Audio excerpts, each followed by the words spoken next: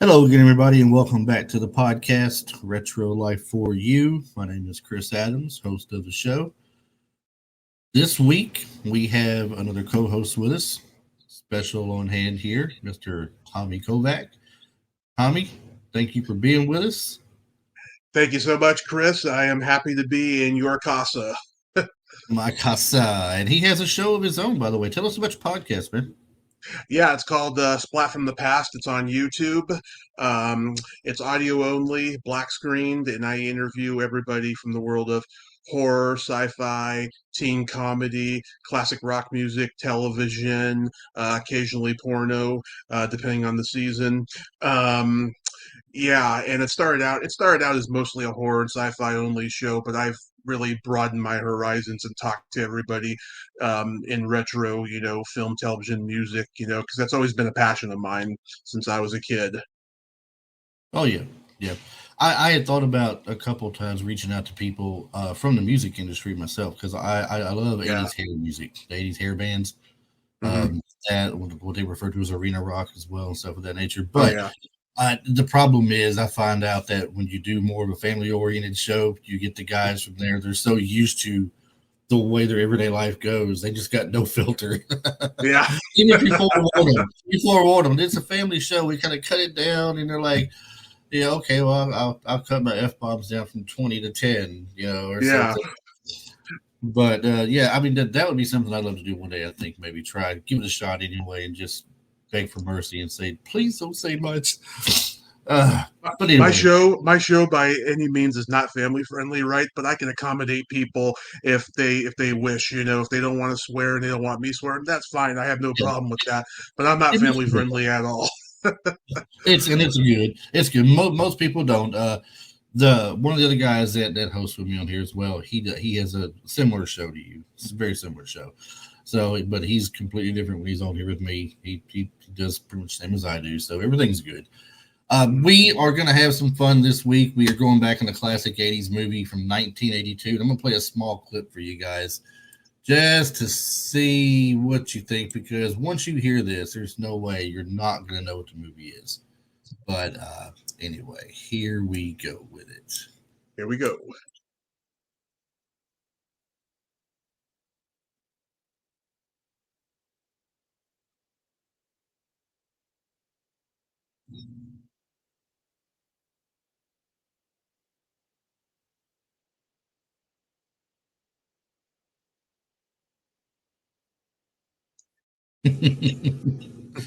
That part alone, most people will stand up and yell out 48 hours. Yep.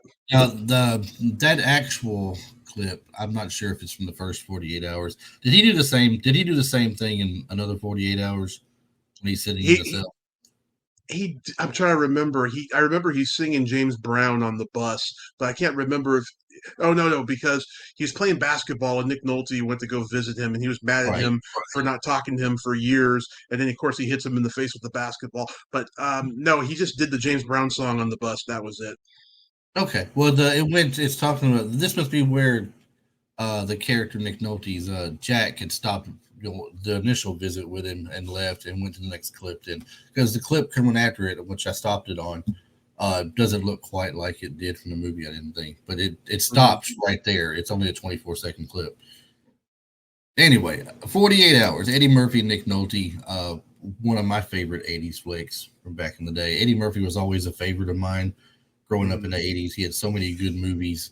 And I'm just going to throw a couple of them out there. We went over a couple weeks ago with on Beverly Hills Cop, and this will be the second one actually that I've done. As much of an Eddie Murphy fan as I am, but around Christmas time, I'm thinking about tackling Trading Places as well. Ah, yes, love it. Love Trading Places. It's great, but he has so many great movies in the '80s, and some movies that some people are like a little questionable on. But they were still at the time very fun movies. I don't go back and watch Golden Child very often, Yeah. uh, but would I watch it again? Sure, I'd watch it again. I just don't. I'm not going to blast it like I will Beverly Hills Cop. I'll play that every day of the week, and that's all good. But 48 hours to give you guys a brief storyline on here. This is IMDb. I'm looking at, and this is how they describe it. The storyline on IMDb. Oddball cop and tough guy Jack Cates is the only survivor of a cop shooting, and in hunting down the murderer, collects Reggie Hammond from jail for 48 hours. Hammond is oddly motivated to help. The killer is searching for his stash of cash. Cates and Hammond, who have the black white cop crook thing to work out, make surprisingly good partners as they navigate through the city looking for their suspect. It that seems like they kind of I don't want to say they're wrong on it, but by watching the movie, I was under the impression that that cash really belonged to Reggie Hammond or something. Like he was a part of the crew as well, but it's like I guess he stole it from them technically, or maybe he was a part of getting that cash to begin with, and then he got Yeah, stashed in there when him yeah, and Gans. it was never really clear. Yeah, I do know that he had that cash in the back of his car in that garage for 3 years that he was in jail. And it was never really clear if he stole it or where did it come from. Right. And it's funny. The guy goes to pick up the car. Luther, played by Yeah, David Patrick Kelly. That guy, back in that day, he is some of the most smart aleck people he had to play, like in Commando, yeah, playing the role in Commando he played was great. And yeah. this one here wasn't quite Commando-ish like as far as his attitude goes, but still a little criminal role, a little snarky, a little smart aleck. Mm, So he goes to pick up the car. He gives him the ticket, and he says, "Man, this thing's been here for 3 years." He says, "I've been out of town. I've been busy. It's That's what he says. busy. Come on, get the Yeah, car. Can you charge the battery too?" yeah, Anyway, great. yeah. I rewatched this just yesterday. Well, actually, part of the not I finished it yesterday. The first half of it was the night before. I've been so busy with work and everything. It's hard to slide these Mm. things in sometimes. And I hate splitting movies apart in 2 days. But I did manage to get it all back in. Nick Nolte. Were you ever a fan of Nick Nolte as well? Oh God, I think he's one of the great actors. Another movie, because I told you before we started recording that I used to watch movies with my dad when my mom wasn't home.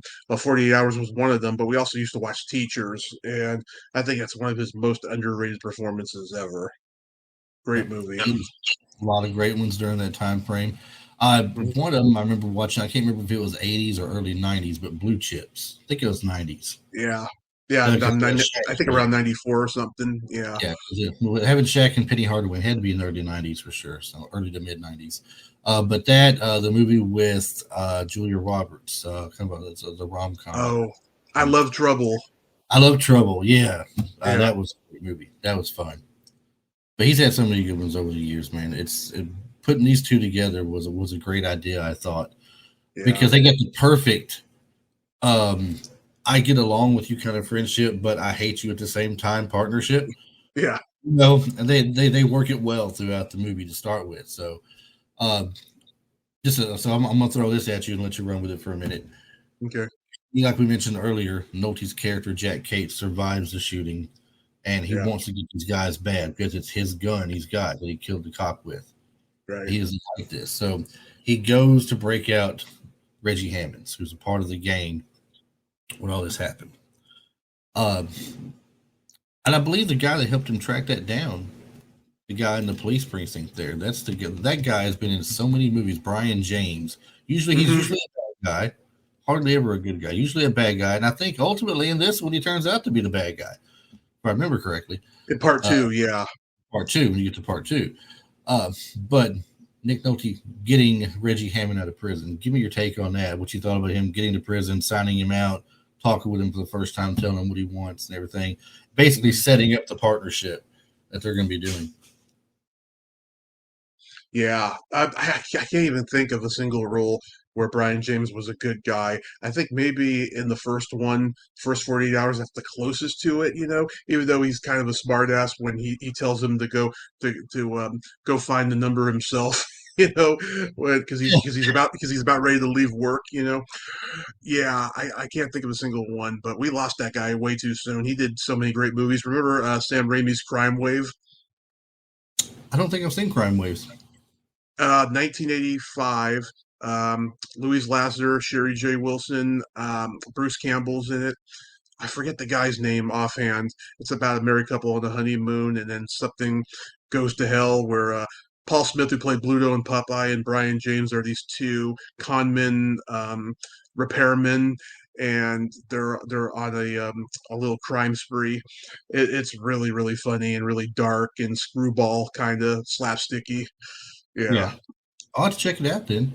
The yeah, main thing I remembered him in off the top of my, when I think of him off the top of my head is Tango and Cash. oh yeah, Plan C. Yeah. yeah. Armed and Dangerous. Remember that one? Oh yeah, Armed and Dangerous. I forgot he was in that. Yeah. Yeah. Him and Jonathan Banks. It was like a 48 hours reunion. Yeah. Yeah. Jonathan Banks. I believe he was the guy also. He was also in Beverly Hills Cop. Played the Yes. hitman guy for the bad guy.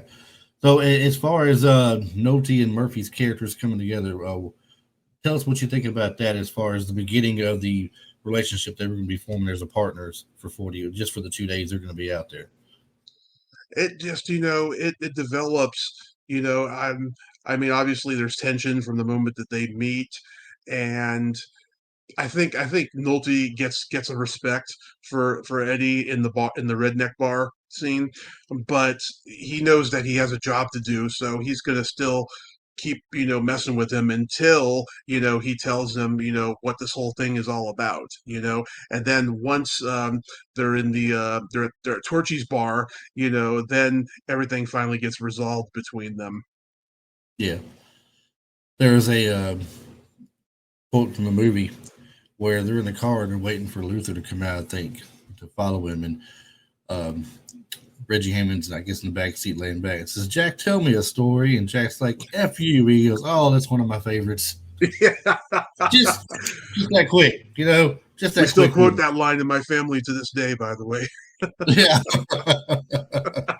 Perfect. It was just one of the funny parts that stand out. It was great. Yeah. Uh, but this movie also a lot of great people in here. We've thrown out some of the names already. Of course, with Nick Nolte, Eddie Murphy, David Patrick Kelly, Brian James, Sonny Right. Landham. Sonny Sonny Landham's been in Landham. a lot of great movies. Annette O'Toole playing Elaine. Gorgeous. Oh, gorgeous. James Remar is Gans. I, not by his performance as Gans, but his picture on IMDb. And I haven't clicked on his name yet. I click on his name to see what else he's been in. But off the top of my head, looking at his face, I've seen him in some other movies, and it's like I can't quite put a movie to him at this point. But I know I've had to see him in something else. The face is too familiar. Can you think of Yeah. anything else he's played in that was popular? Yeah. James Remar. Yeah, The Warriors before this with Walter Hill, who also directed that. not in play. Um, the Clan of the Bear Cave. Um, what else? What else? He's done a lot of great stuff. I He can't think almost of it. looks like the guy from Too Fast, Too Furious playing the FBI agent, but I can't swear that. Okay. He was in I don't know. Django Unchained, the Quentin Tarantino Western. Yeah, Um, God, I can't think of anything else popular. I know a lot of obscure stuff he did.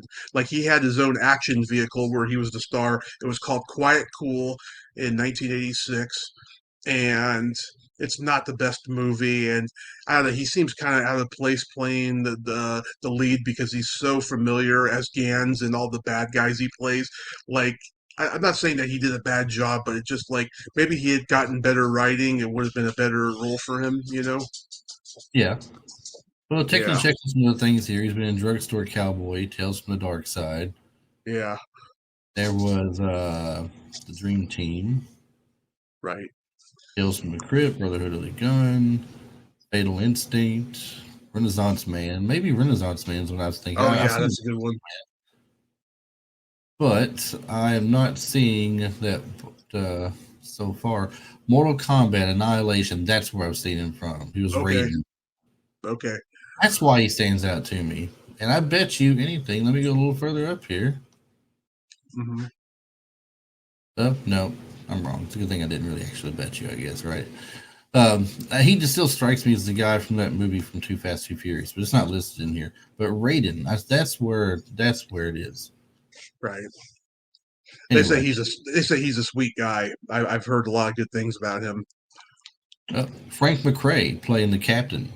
Yeah, Loved him in Lockup. He was great in Lockup, and he yeah. was Oh, good as a captain here too. He was a very mad captain all the time, though. yeah. Very He mad. did 1941 and the first Vacation movie where like Chevy tells him to like sit and roll over because he's a security guard and he's got the gun. Yeah, Yeah. Oh my gosh, James Keane playing Van Zant. Let's see, we got Greta Blackburn playing one of hmm the two girls there, along with she's on Carrie my bucket list for the future. I want to get an interview with her. Greta Blackburn. Now, I remember Yeah. you saying something about Denise Crosby. You couldn't get Denise Crosby. I'm having trouble putting Denise Crosby in the movie. Where, Okay. where was She's she in the movie? when the two of them go to Billy's old girlfriend's house. She's the blonde one. Margaret Rose is the other one, and Denise Crosby. She's got the baseball bat and she's hitting Eddie with it. You know what? I had them confused. I thought Greta Blackburn was one of the girls. I thought that was No, Billy Barry's girl. That was Margot. That was Margot Rose, wasn't it? Yeah. yeah, Red Okay. Blackburn. She was the hooker in the hotel Yep. with Yep. one of my guests I've interviewed, Begonia Plaza. She's the squaw in that scene. There's two Yep. squaws. She's the one who runs through the hallway when Nick Nolte is running down the hallway. Mm-hmm. Well, I saw the name Denise Crosby, and I'm like, man, I just can't put her in there. But now that I think about it, and I picture that girl, I can completely see that now. Mhm. That's great. Loved her in Star Trek: The Next Generation. Oh Tasha yeah, Yar. That was the big thing for me when it come to her and everything. Good stuff. So they get out. They get Reggie Hammond out of jail. They're on the go. They're trying to make this partnership work, right? Mhm. And it's like it's at one point you feel like they're never going to get along.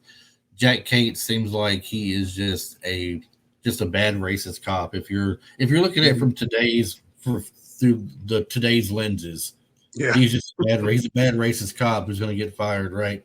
He's on the news all the time. He ain't gonna last long. Back Well, even if you, yeah, about that time and everything, yeah, they weren't so hard focused on how cops acted and stuff like that, right? But yeah, they're not getting along. He's calling him names. He's convict. He's other stuff he's referring to him as, and yeah. they're not nice. But then Reggie's giving it right back to him. You know, hmm as far as how they're going. You just wonder, is this going to be the whole movie? Are they going to just banter back and forth? Will they ever come together at one point? Yeah. And it was kind of nice toward the end to see that they start working things out a little bit because they've been around each other, understand each other's situations, how hmm things are going. Um, the thing about the money surprised me though. Now, usually in cop movies back then, it was all strictly by the book stuff. I'm not going to let you have that money. Or if it was about a dirty cop, the dirty cop would take the money and run with it at that point. I don't remember ever watching a movie where the cop ends up working along with the bad guy in a sense and saying, okay, your money's going to be right here in the trunk of your car still. I had a car detailed for you while you're gone. I think he only had 6 more months left, didn't he? Yeah. On Well, his sentence. yeah, I think he had 6 months left to go on his sentence, and this was the early '80s, so they were still using that mid '70s gritty detective cop movie device of where there's money involved, and that kept going until the '90s.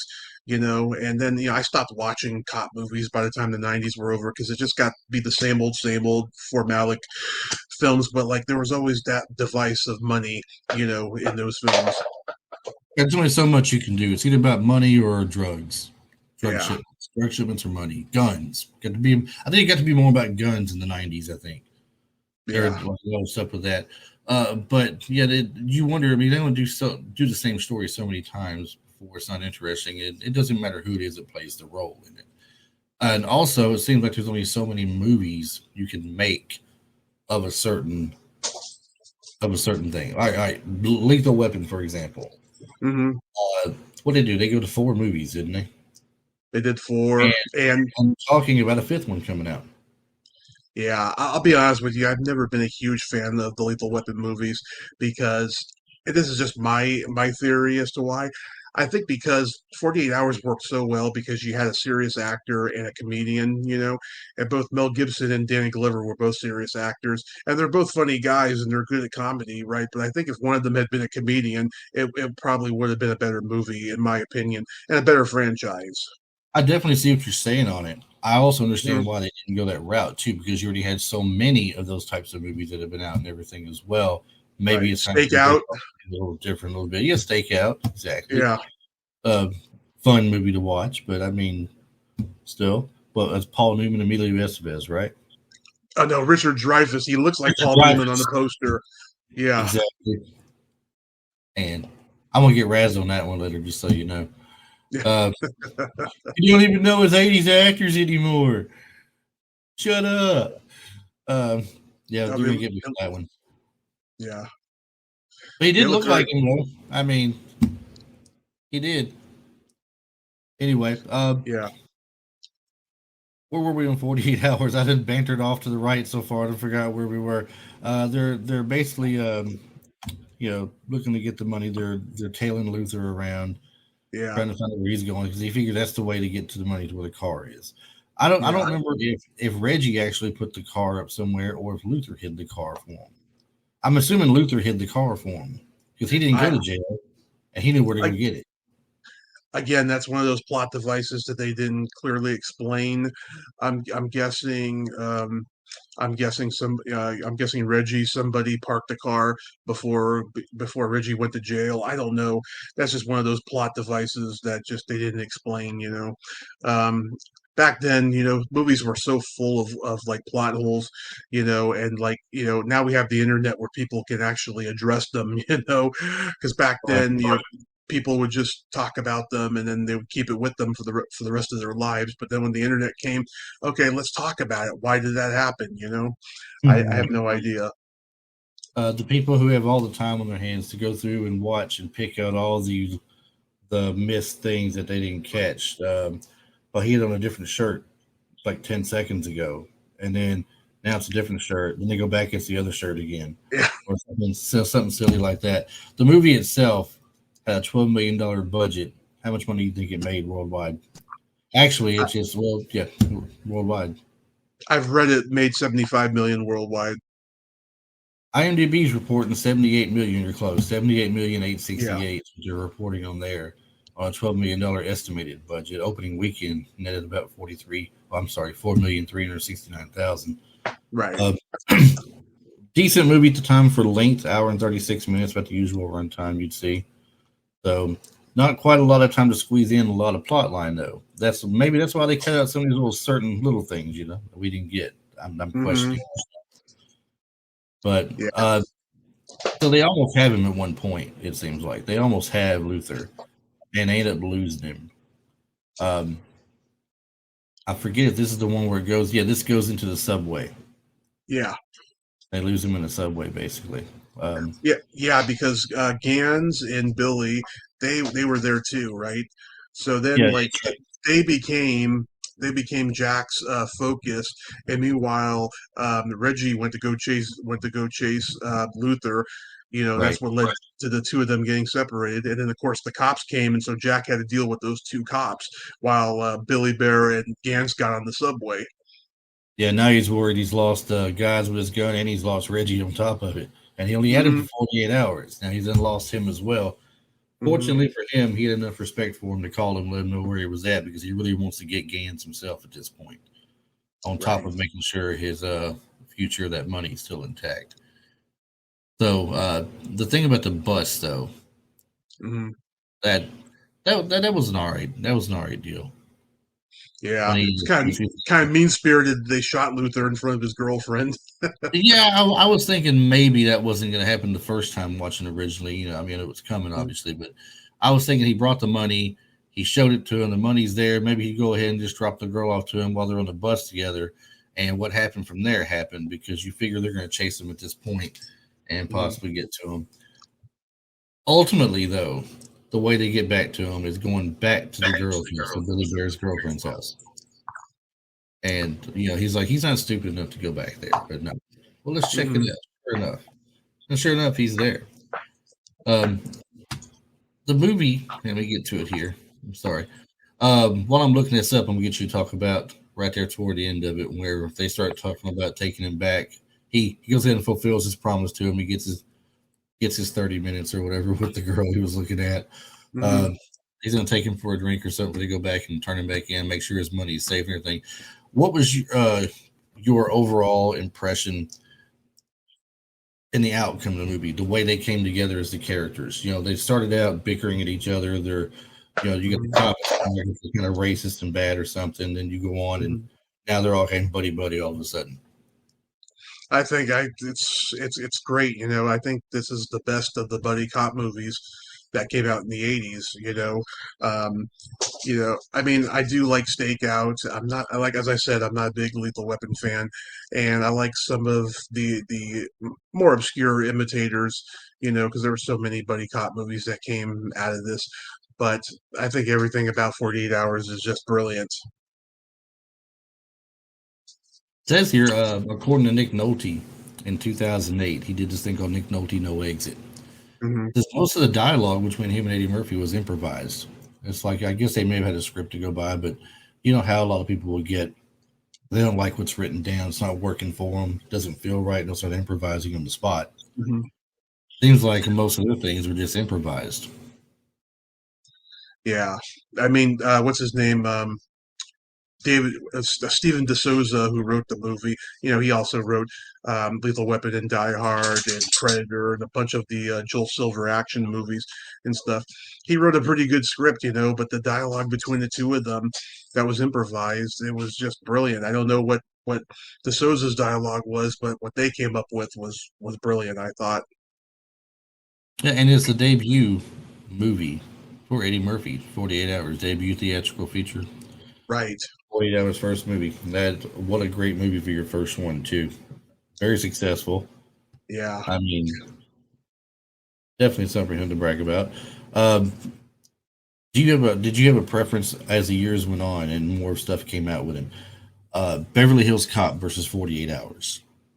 Still kind of a buddy cop kind of deal with him and the guys from Beverly Hills. What do you think like comparing the two? Which one would you actually like better overall? They're two different movies. I love them both. With 48 Hours, it's his first movie. He was coming from Saturday Night Live and stand up, and he was really green.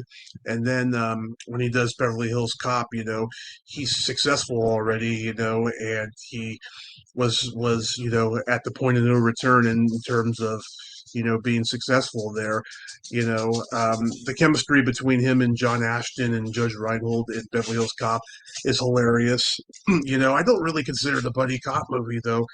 I consider him the lone wolf in that movie and the sequels, and they're just the guys that he helps and they help him, really. So there's I don't really see a comparison. I think they're just different movies. So, did you ever see any of the other people who were considered for the role of Reggie Hammond before Eddie Murphy got it officially? I read it was like Gregory Hines at one point, and then there was Richard Pryor.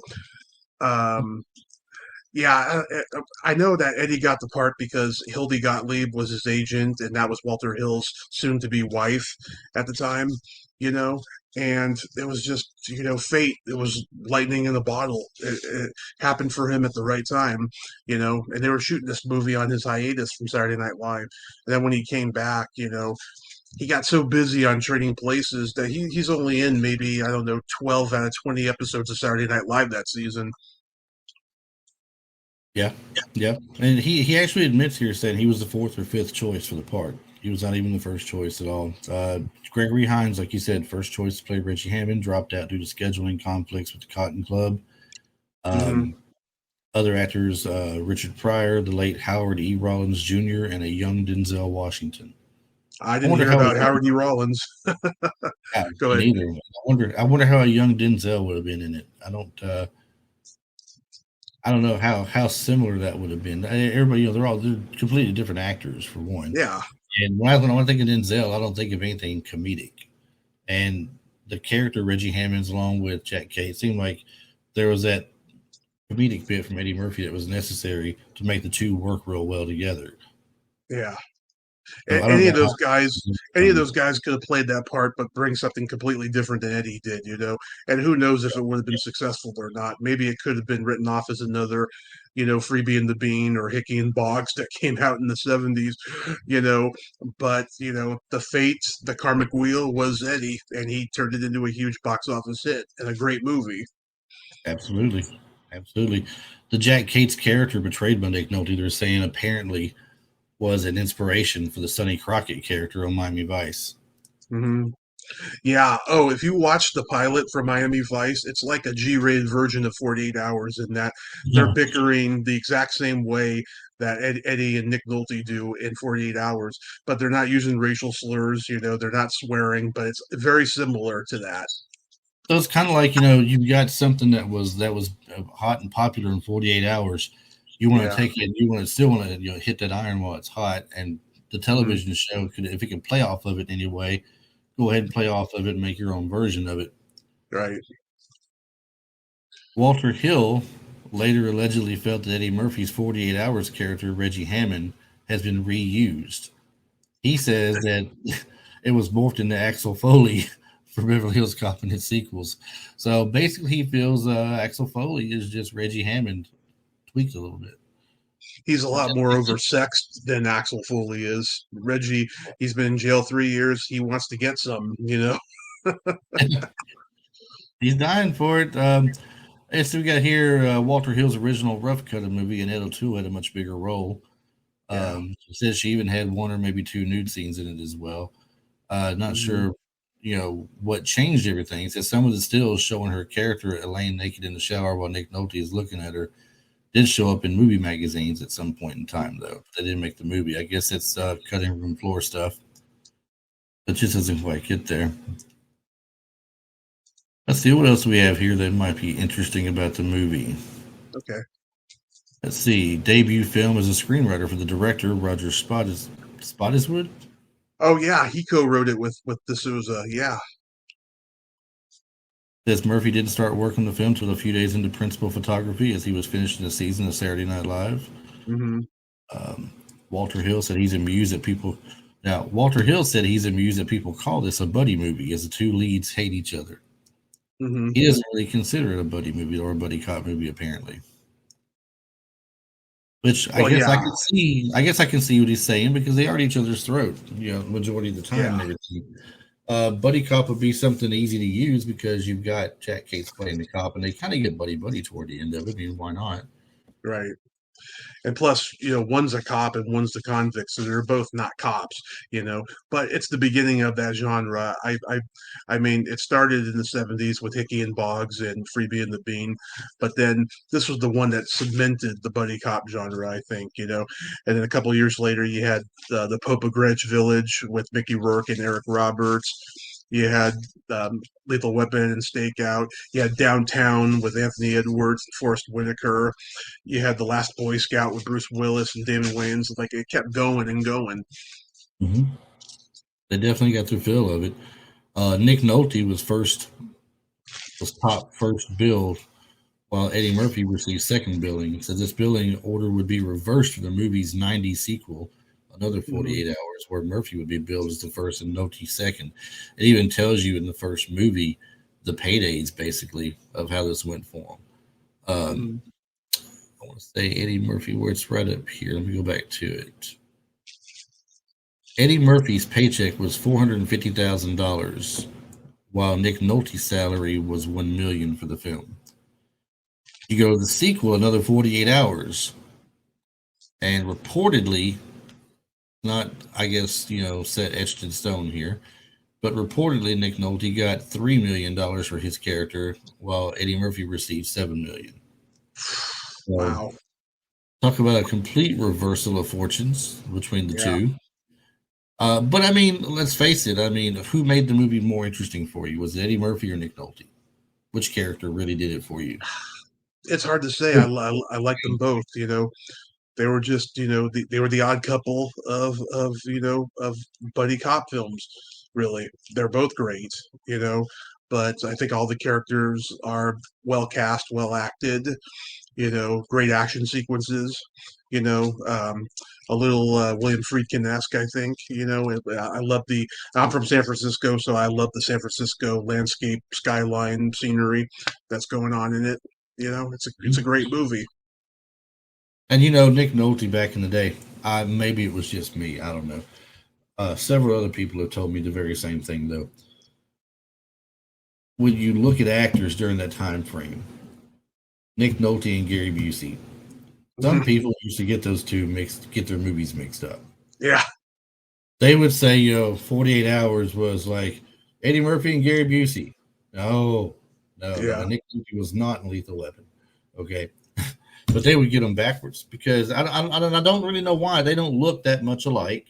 yeah, Maybe it's that brash sound to their voices or something when they act, and the fact they're both blonde. Maybe I don't know, yeah. but I was guilty of getting them confused a couple times myself. Frank McRae, we mentioned earlier, we talked about him for a minute. This was the first of 4 movies that he played a police captain in. Mhm. Um, the next would be another 48 Hours, obviously, and then he was in The Last Action Hero, and finally Loaded Weapon 1, which was Mhm. one of those slapstick spoof things. National Lampoon's Loaded Weapon, making fun of Lethal Weapon. Yeah, Um, I don't remember anything about it. I watched it, I know, but I could not quote you anything from that movie. yeah. Reggie's line to Jack: "Forget this, man. We ain't brothers, we ain't partners, and we ain't friends," is repeated in another movie in 1995, and it's between a white guy and a black guy. If you think for a second, you might get it. I'm not sure, but if you were to that time frame 95, think of a movie where it's action. You have any idea where it might be coming from? You got me. Die Hard with a Vengeance. Oh, okay. It's That repeated.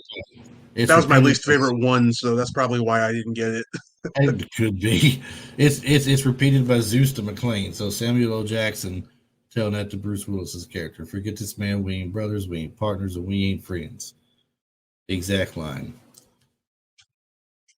Make and model of. Okay, now this is something that was kind of funny to me throughout the movie. Reggie hates being spotted in Kate's car.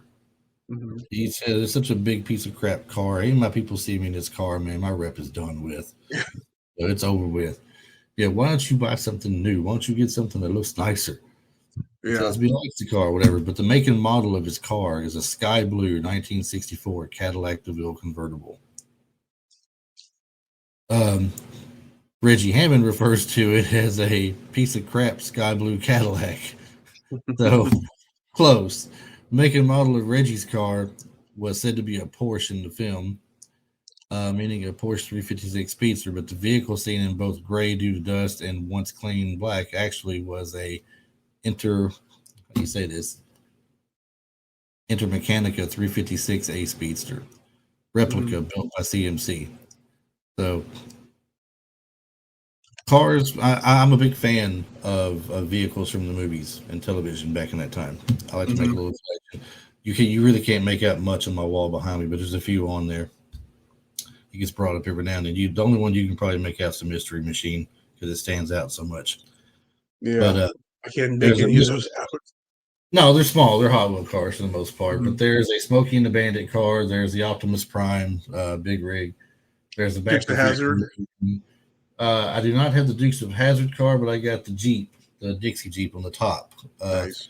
And you can't really make it out because the case is clear, the Jeep is white, and it's right up against that wall. But to the right of the flash there, it's where it's at. You've got the Kit car, a smaller version of Kit with interceptor mode, and then you got the opposite of Kit, which is Car, Karr. The 18 van, the truck from Fall Guy, the original Batmobile from the TV series, the Volkswagen Bug from not Herbie, but the Friday the 13th series, I think part Okay. 6. Anyway, I'm a sucker for stuff like that. If I see it in the store, I got to pick it up. Only one I don't have from recent that I missed was the Ecto One thing from Ghostbusters. I should have picked up and I didn't. I was going to But ask you if you had that one. Yeah. no, I meant to pick it up, and by the time I was going to be able to get it, they already sold out of them. They didn't get them back in. I had to look for it online and pick it up that way. But if I was to see this 1964 Cadillac DeVille convertible available as a replica car from the movies, I would have bought that one too and put it out there. I mean, you can't. I don't want to pass up on something cool, and I'm a sucker for those things, like I said. So, uh, the gosh, speaking of crappy looking cars, he refers to as his car as a piece of crap sky blue Cadillac. But Hmm. what did Axel Foley drive? What did he drive? I can't remember what it was It was a called. piece of it was a piece of crap blue Chevy Nova. that's Oh, what that's what the girl referred to it as to him. She goes, that's "Hey, you right. remember that piece of crap blue Chevy Nova you used to drive?" He goes, "Yeah." She goes, "What are you driving today?" He goes, The same "That's old blue crappy blue Chevy Chevy Nova." Nova. Yeah, that's Yeah, right. yeah. And Jack Cates by Nick Nolte. Obviously, all kinds of people audition for the movies, Hmm. and you always sometimes you hear the stories of who declined one and who didn't. Like it's pretty well known Tom Selleck turned down playing Indiana Jones Right. because he this little small TV show he had called Magnum PI he was doing. Just So started. yeah, it just started. He didn't want to give it up for the other. So yeah, it's kind of a famously known deal there. But for playing the role of Jack Cates, there's three names here that turned it down that they said. So apparently Nick Nolte wasn't their first option for Jack Cates either, if they turned him down. Mickey Rourke, Hmm. Sylvester Stallone, and Burt Reynolds. Yeah. Um, I, I could almost see Stallone pulling it off, just because I'm thinking of Cobra, I guess, in the back of my head there. I don't remember a lot about Mickey Rourke being younger. I remember Harley Davidson and the Marlboro Man. Oh yeah. I remember that, but I don't remember anything else like cop wise or anything. And I don't know that Burt Reynolds would have pulled it off so well. What do you think about that? Could Burt Reynolds have pulled off the role of Jack Cates instead of Nick Nolte, knowing what you've seen? And I know every actor is different, brings a different thing to the table. Hmm. But could you see considering some of the movies that he has done himself, Burt Reynolds, would he fit into a Jack Cates role? I think, if they didn't, leave out the drinking part, and just the exhaustion and all the tiredness that Nick Nolte exudes, I think maybe they could have pulled it off though. I think Stallone, I don't know, it would have been a little bit harder. He probably would have had a different name, like maybe an Italian name or something, because he doesn't look like a Jack Cates, you know.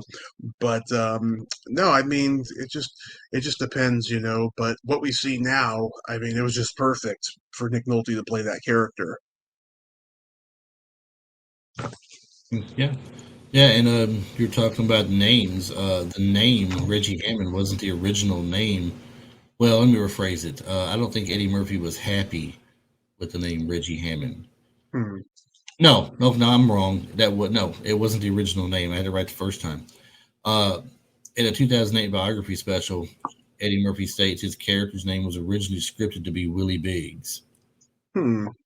He had concerns with the name that it sounded too much like a Hollywood made up black guy's name.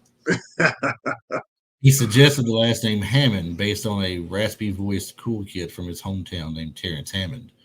Hmm. Reggie was a compromise by having just the first name be a typical Hollywood made up black guy name. As we come back and said, straight from Eddie Murphy. So he also says he revealed that he didn't know how to act when drawing a gun. So Hmm. he simply did what he did in every movie since, impersonate the Bruce famous. Lee. Yeah, I'm ready for Yep. battle martial arts, Bruce Lee. That is Yeah. hilarious. Yeah. That's so crazy. Oh man. So starting off, we're just gonna talk about Eddie Murphy for a minute here. I mean, we're pretty much there. Well, I tell you what, before we get to Eddie Murphy in general, we'll go ahead and cap out the movie real quick because we've talked about the beginning where he got him out, the shooting that happened, a little bit of the middle with Luther and all that. Hmm. In the movie comes around, they finally get what they're looking for. Hammond tries to go after Gantz and gets, basically suckered into something. He's got him by gunpoint. Jack Case comes around the corner because he wants to cut. He says, it's not done yet. I want one more thing to be done. So he Hmm. calls Case to come out. He comes out with his gun, and Reggie yells out, "Just shoot him and get it over with." And next thing you know, boom! What are you, And crazy man? I was bluffing. yeah, who's bulletin? Yeah. Eyes get as big as $50. Uh, and basically being the end of the movie at that point, that they get their little buddy stuff out of the way and everything. Has to take him back to prison. You don't really Hmm. see him being back into prison, but I think that's where it goes off when he's driving him back, and the boys are back in town's kicking in, and they're Hmm. going on there. But Eddie Murphy in general, I just want to touch on him for a minute because to me, when I think of 48 Hours, even though Nick Nolte's a great actor and played a great role, when I think of 48 Hours, to me, it's still all about Eddie Murphy. Yeah. Because I was such an Eddie Murphy fan in the 80s. Um, did you have anything other than 48 Hours that stands out to you? If 48 Hours didn't exist from the 1980s, what would have been your favorite Eddie Murphy movie during that time and why? Oh, love Trading Places. It's so politically incorrect, but laugh out loud hilarious. It reminds me of a Preston Sturges comedy from the 30s, you know, and it's great. Him and Aykroyd are great. Don Amici and Ralph Bellamy, Jamie Lee Curtis. That's another well casted movie. Um, I mean, I love Coming to America. That's another classic. I didn't like the sequel. I thought that was long overdue and just not that great, in my opinion. No, I didn't watch it. I did not watch the sequel. I Yeah, don't. I just for some reason I refuse to watch it. I won't give it a chance. And I'm kind Yeah. of glad that I didn't because everybody has said it was so bad. So, Hmm. but the first one was good though. I liked it. Yeah. It's a classic. Yeah, and definitely Trading Places. There's no Yeah. doubt. I think if 48 Hours never existed for me, Beverly Hills Cop or Trading Places would be the one for me. Hmm. And I can't make up my mind if I want to be a cop movie or the comedy movie because comedic duos during that time frame, him and Dan Aykroyd were great in that movie together. Played off each Hmm. other real well. So that would have been something I would have had to pick probably as Trading Places. And it's good for a Christmas movie too. A lot of people are Yeah. like, well, it's not really. It's like Die Hard. They say it's not really a Christmas movie. What Yeah. happens around Christmas time? There's some Christmas stuff in it. Same with that's why Die Hard's really considered a Christmas movie. It's got some Christmassy stuff in it at the time. It's the Yeah. time frame it happened. So I kind of like that. Did you ever see a movie with him in it called Best Defense? Yep. I think it's maybe more of a Dudley Moore movie. There's Uh, some there's some funny moments in that movie, but it's really bad. there's the funniest moment I can't even mention on the show because we're a family friendly show. Yeah. I should say it's got to do with him and a significant other for him at the time, and Yeah. the little sequence they have there, and at the end of it, I died laughing. It was so funny. But yeah, that was not really an Eddie Murphy. Did he just kind of have a brief spot in it, and that's it? Yeah. Because I don't remember being in it much. well, they shot an alternate ending where him and Dudley have a scene, and for whatever reason, it was cut. I think they should have shown it, because I'd love to see the two of them together, but for whatever reason, they cut it out. Okay. And going from Eddie Murphy, then we'll go to the next big star there with Nick Nolte. If you picked another movie other than 48 Hours with Nick Nolte, that's your absolute favorite throughout the 80s. What are you going to put your money on there? I mean, I didn't. I think Harlem Nights is okay. I think The Golden Child is okay. I actually saw that at the drive-in with my parents. Saw it on a double bill with Heartbreak Ridge, the Clint Eastwood movie. Um, what else? I think Now, it's just, now, that's about it for his '80s movies. is You this know. with Nick Nolte or Eddie Murphy? Oh, for Eddie Murphy. I'm sorry. No, yeah, those are Eddie Murphy movies. I mean, for Nick Nolte, if you were going to For pick Nick Nick Nolte, Nolte. Okay, I'm sorry. I brain farted. Um, I like Down Out in Beverly Hills. That's a funny movie. yes. Three Fugitives is a very underrated funny movie. Teachers, like I mentioned. Cannery Row is good. Yeah, those would be his best, I think. Uh, the one you mentioned a moment ago is the one I think would probably do it for me. With it's was it Three Fugitives? Yeah, Yeah, Three Fugitives. That would probably do it for me right there. I thought that was a good movie. To see Martin Short try to be a bank robber was just pathetic. So pathetically funny. I yeah. mean, it was great. And I'm more of a when it comes to movies, I'm more of an '80s kind of guy, but he had some good movies in the '90s as well. I mean, that's where you got first off another 48 Hours. He was in Cape Fear, Prince of Tides. He was in Blue Chips. Being a sports fan myself, I liked Blue Chips. I Love Trouble was a great rom com. It was very good. Played the character of Peter Brackett in it. Hmm. I think both of them were reporters, right? He was like the top dog reporter, and she was an up and coming, right? Yeah, I had a podcast guest who told me they did not get along on that movie. I mean, it was bad, really, I have really heard bad. that. Yeah, Yeah, I've heard that. There's several people in movies that didn't get along well. They say Jennifer Grey and Patrick Swayze didn't get along very well. I believe during Dirty I, I'm Dancing. I'm not a Dirty Dancing fan, so I wouldn't know. I'm not really a fan per se. I mean, I've Mhm. watched them. I'm not gonna lie about that. I've definitely Yeah, seen the movie. I don't know. It is a decent movie, but Hmm. it's not one of those where I'm a great fan of. I do like some movies from the '80s where it's based on dance or music or something like that. If you want to toss out, I think Grease late '70s or early '80s. I think it was late Uh, '70s. 1978. 78, 70, yeah, somewhere in there. But then you got like you get into the '80s, you break out like Footloose, you got Flashdance, you got Breaking Two, you got Beat Body Street. Rock. Well, yeah, you get all these things like that, Mhm. and those are kind of fun to see. So I mean, but they said Jennifer Grey and Patrick Swayze didn't get along well either, and I was surprised about that because their characters seem like they gelled so well. Yeah. It's Well, it's really amazing what somebody can do, how well they can act. I guess if they don't get along together, that they put on such a good product as they did.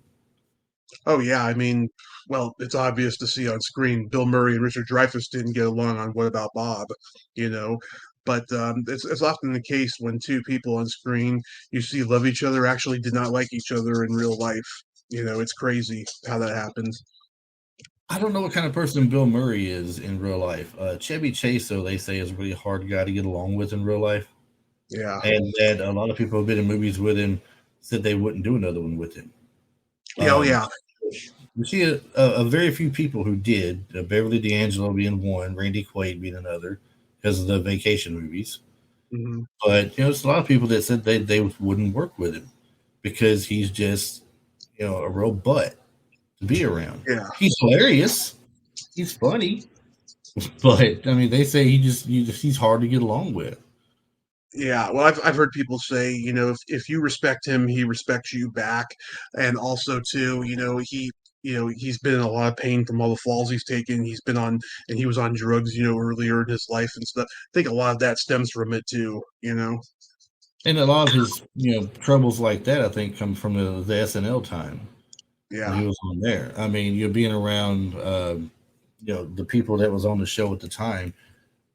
Some of them well-known drug users. Mhm. Belushi, for example. Yeah. Yeah, everybody knows about Belushi, how hardcore he was with stuff and everything. So Yeah. hanging around that group of people in that crowd will definitely kind of be different for you. All in all, just to get your last thoughts here on 48 Hours, go ahead and just recap it for us, your thoughts on the movie, and we'll go ahead and go from there. It's a great action buddy comedy, and I think everyone should see it. It's been a huge part of my life since way before I should have, seen it, but I just love it. It always takes me back to when I first saw it and just the terms of endearment of me and my dad and stuff, and just all the great lines and, singing Roxanne and all of that stuff. It's it's a great movie. Yeah, I think everyone should just go check it out. I think you pretty much sum it up right there. And when you talk about something that you can put with a loved one that brings you memories, that Hmm. makes it even that much better. Uh, Hmm. I didn't watch a lot of the movies my dad watched when I was little because he was and today he still is a Hmm. big Western fan. And nowadays, I watch the Westerns with him. I'm more into them now than I ever was, when I was younger, when they were more relevant. But I'll sit down with him and watch those things now. Back then, though, he would sit up at night before he went to bed and he would watch Benny Hill. Do you remember Benny Hill? Of course, that was a big staple in the house too. He would watch that, but I wasn't allowed to watch it. Right? I'm Mhm. not allowed to watch it. So what I would do is I would sneak up out of bed and I would the couch would be facing toward the television, not toward me. So I'm peeking around the corner watching. And if I want to get a better look at it, I'd get on the floor and sneak around down by the couch and be Mhm. laid on the floor down by the couch watching. And this one scene happened one time that I lost it on and I got busted for watching. Yeah, But you know the kind of humor Benny Hill was. yeah, So there's a scene where, and Benny Hill, for people who may not remember or know Benny Hill, he would have, I don't want to say scantily clad women, but yeah, women in their bra and panties running around in some clips. And so to see a woman in a bra with cleavage showing or something was not out of unknown for his show. It happened quite a bit. hmm, There's this comedy clip that I still remember to this day where he's with in this room, and there's this close up on what looks like a woman's breast with the bra on, and you got yeah. the cleavage down the middle. And when it pans out, it's a dressmaker dummy. He's got the bra in the butt. And when you're wondering why it is, he flips it around and one of the breasts had been chopped off the dressmaker's dummy. So he's like, you know, and I One just lost it. one of my favorite jokes ever on the Benny Hill show, right? Him and the wife just had a fight, so they're going to bed, and he's like, "Good night, mother of six," and she's like, "Good night, father of zero," and then he does the look like, That's great. That's great. yeah. All right. Well, we are right at the end of the show here. We're hitting the 58-minute mark. If you will, go ahead and tell everybody once again about your podcast, and let's get your social media if you're on social media a lot, and let them know where they can find you and reach out to you and follow you and everything. Perfect. It's Splat from the Past on YouTube, and I post episodes almost daily. And you can go to my Facebook, Twitter, LinkedIn, and Instagram. Follow me in all those places and stuff. Join my Tommy Kovac podcaster group on Facebook. And yeah, I mean, I'm not for everybody, but I have a lot of fun, and I'm passionate about classic film, television, and music. All right, cool. And of course, everybody out there knows if you are a first time listener, we are on social media at Retro Life for You, mostly on Instagram, and it carries over to Facebook.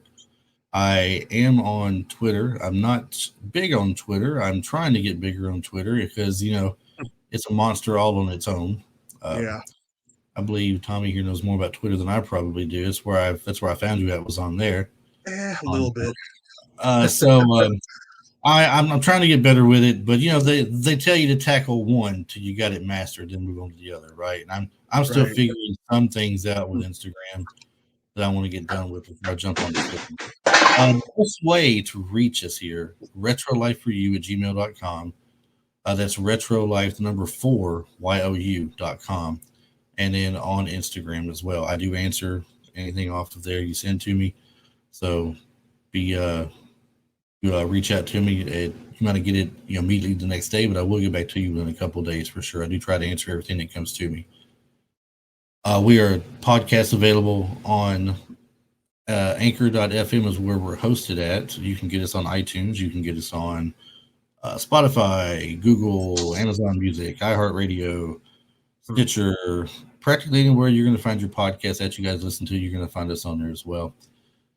And I just, like to thank everybody for listening this week. And Tommy, thank you once again for coming on the show with us, man. I really appreciate you taking the time to talk about 48 hours with us. It has been a blast, man. Chris, it is my pleasure. Let's do this again in the future if you'd like. And hope you have a happy Halloween, man. Hey, same to you, man. And we'll figure another movie out soon to tackle again, no doubt. I'm always bouncing around between different co-hosts, and I got people to come on for seconds and thirds, and definitely love to have you on for another one. My pleasure. I'd love to. All right, thanks. Everybody, we'll see you guys next week. Have a great one. Have a great one.